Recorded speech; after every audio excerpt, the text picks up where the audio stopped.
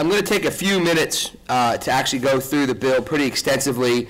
As you've noticed, it's a 300-page bill, and I figure it's due its time being explained because it was such a long process to get it here. So if you haven't had the opportunity to read it, this will be a good opportunity for you to listen for high points or low points that you wish to discuss. This bill focuses state review on impact to state resources and facilities. It lets locals plan for their future, removing many directives and dictates on how they do that were imposed by the state. It streamlines the process, removing burdensome duplication and time delays. This bill reduces state regulation of local government comprehensive planning. Florida's growth management laws have evolved into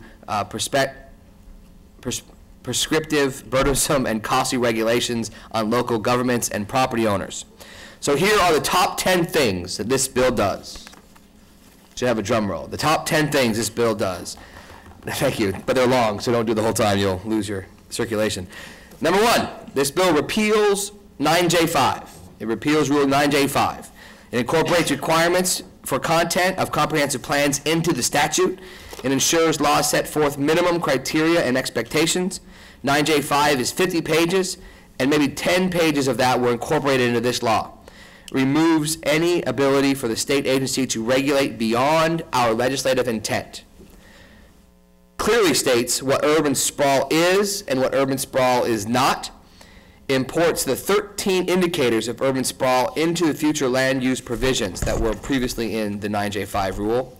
And lastly, on number 1, it provides for a series of factors where, if 4 or more are present, will result in an amendment not being sprawl, like a safe harbor. Number 2, it addresses the issue of need, which has been a major point of controversy for several years. It clearly states the amount of land is not limited solely on population projections. Requires as a minimum standard that enough future development is planned to meet the median projections of BEBR, that's the Bureau of Economic and Business Research. This change will allow local governments to take advantage of economic opportunities without having to make wholesale changes to their plans in the future or turn those opportunities away because of an agency's inflexible interpretation of the law. The number 3 top 10 thing it does is streamline the process for review of the comprehensive plan amendments. It expands what has been known as the alternative review process by applying it to most plan amendments to allow for an expedited review. Agencies may continue to comment, but comments must be limited to adverse impacts to important state resources and facilities within their jurisdiction. Provides exemptions to the the fast review for some plan amendments. Gosh. Including large-scale plan changes, areas of critical state concern, newly created municipalities, and evaluation and appraisal plan updates, every 7-year thing. Gives deference to local elected officials in the comp plan changes. Current law provides for a fairly debatable standard when DCA finds a plan in compliance. This PCB applies that same standard to all amendments unless challenged by the state to protect an important state resource or facility. Since the state land planning agency is limited in most challenges to claims of adverse impact to important states' resources and facilities, affected persons can challenge more broadly. Challenges brought by the state land planning agencies have the preponderance of the evidence standard in our PCB. Lastly, under 3, it removes consistency with the state comprehensive plan and 9J5, which is repealed, for compliance review. Number 4, makes changes to the requirement to evaluate and appraise local plans every 7 years. It maintains the requirement that locals must conduct an evaluation to determine if changes are necessary to address, but removes the prescriptive and burdensome requirements. Removes the requirement for local governments to prepare and adopt detailed evaluation and appraisal reports that are reviewed by the state. The local governments must simply, I love this, send a letter to the state on the findings of its appraisal. Updates to the plan are required 1 year after such appraisal, assuming any updates are required.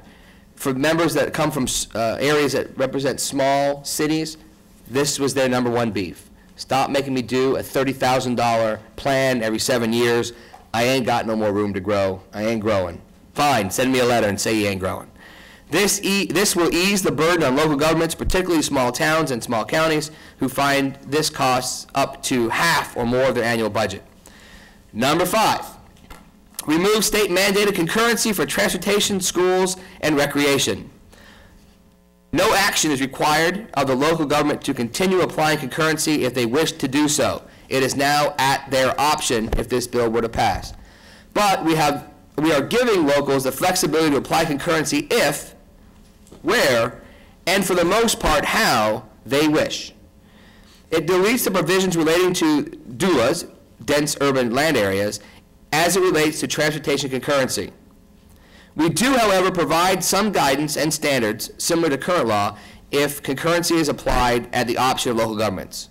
So in other words, it's now local option, but we give you some guidance. For transportation concurrency, we say they must consult with DOT, provide exceptions for public transit-related development, and provide for proportionate share, or as we know it, pay and go. For school concurrency, state legislative preference for district-wide application, but allow for sub-district application, which is what most local governments have today. The burden is on the school board to demonstrate that school capacity is maximized. Number 6, removes the strict requirement for fiscal feasibility of the plan. Deletes the deadline for local governments to submit financially feasible plans. This deadline has been moved several times. It's time to realize that we created a bad plan or unrealistic plan with unrealistic requirements. This bill requires any needed capital improvements to meet and achieve adopted levels of service, funded or unfunded, to be listed in the priority order.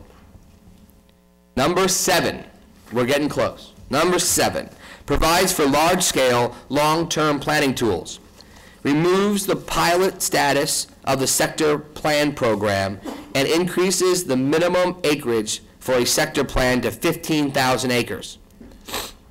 It updates provisions related to the Rural Land Stewardship Program.